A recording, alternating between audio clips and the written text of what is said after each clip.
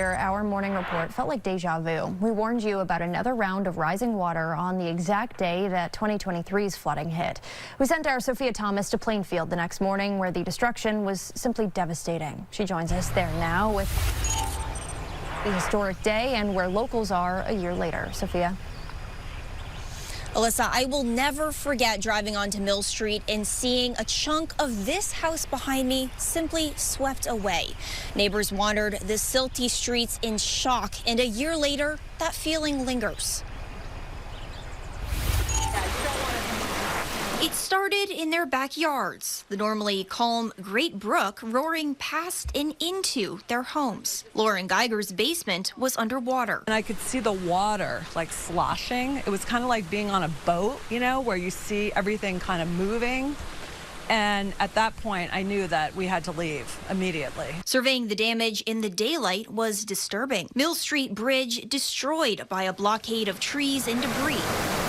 An apartment building known as Heartbreak Hotel ripped open. Several homes and cars washed away. I heard the rocks, the boulders rolling. They're bigger than Volkswagens rolling down the hill. It's this like really jarring kind of grating sound. And there are some people here, looks like they've lost everything. And it's just really, it's overwhelmingly sad.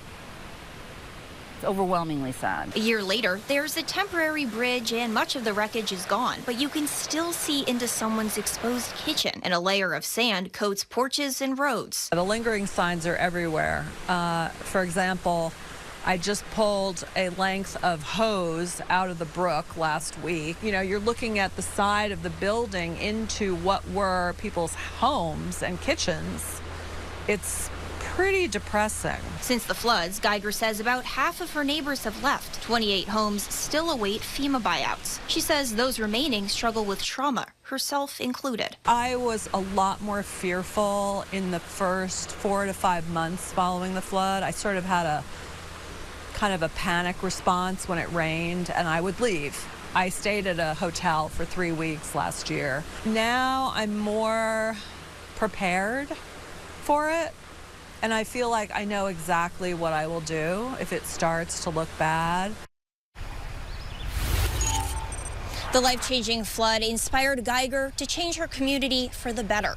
She's part of a committee working to develop land on higher ground where the displaced could build a new life. That project, dubbed the East Village Expansion, is still in the talking phase.